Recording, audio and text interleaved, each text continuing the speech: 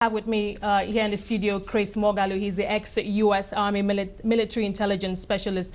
Well, thank you so much, Chris, for taking the time out to join us. Now, we woke up this morning to a bomb blast. This time, it seems to have hit closer to home, a major bus park. Workers Monday morning rushing to the city center to go to work. What was the first thing that crossed your mind?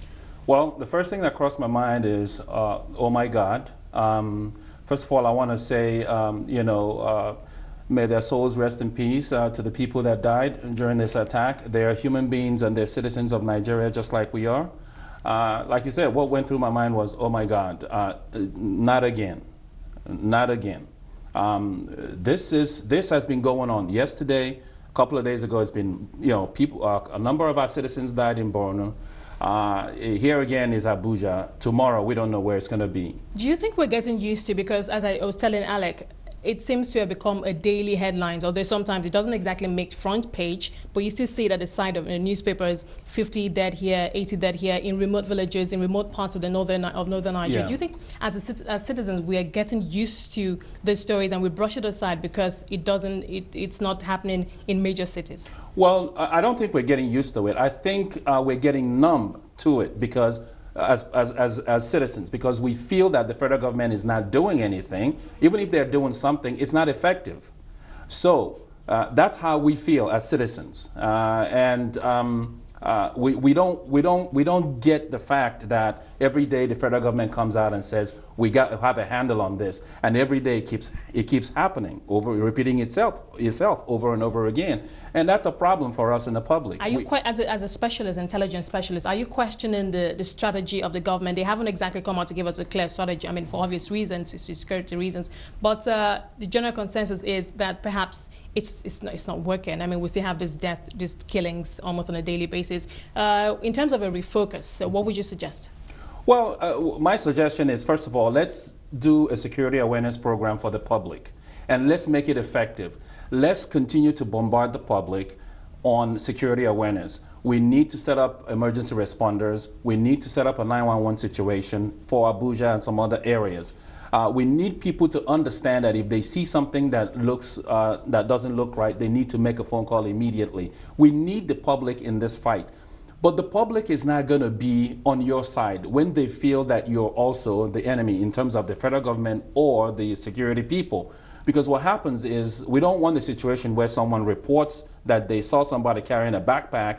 The next thing the police will go there do is just to go there and start beating them up. Or it becomes like a jungle justice kind of a thing.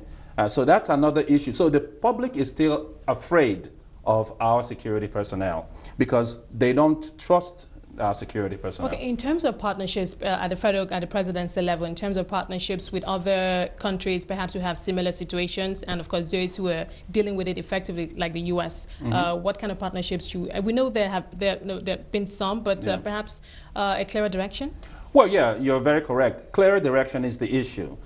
You can have partnerships with Britain, you can have partnerships with the U.S., but the most important thing is you should have partnership in yourself. We, the Nigerians, need to understand that we need to bring Nigerians, for example, who have had experiences in dealing with terrorists in Britain and in the U.S., and bring them home. Let them be a part of this solution. We need to set up a Department of Homeland Security. I've always been ringing that. Singing that song for a little while. How would that be different from? We already have security agencies. We have the police, we have the State Security Service, and we have the Army. We have the Joint Task Force, the JTF. Those have been on the front lines fighting this. Are you saying we need an additional? No, I'm saying we need to. Well, I'm saying we need to streamline the kind of security agencies we have. Because a lot of them are doing the same thing. They are crossing each other. They're crossing over to each other's territory. But we need all the hands. We need all the hands we can get. We need all the hands we can get. But in this type of situation, you need intelligence information. You need to send intelligence with the speed of light, and you need to disseminate the intelligence effectively. Now, the reason why we need to set up a Department of Homeland Security, these other agencies, some of them might not be that effective in dealing with this. So they need to streamline it. They need to cut out some agencies. If you have about 10 security agencies, you might need to bring it down to 3 or 4.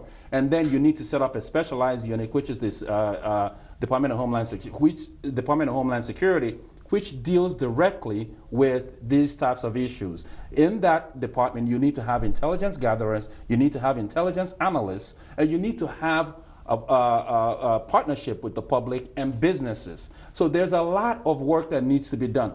The people that will be in this department need to be vetted very well, because when intelligence information comes from the US or the UK, it needs not to be compromised. Don't you think that will be a problem? Because we have heard of unconfirmed reports that there have been breaches at some the informants in the military and the police. So, I mean, how do we plug these holes and then create a new one? How are we sure that that will not be compromised? The way we can be sure is to vet. Now, I do have a vetting system that we use in the US that can be used in Nigeria.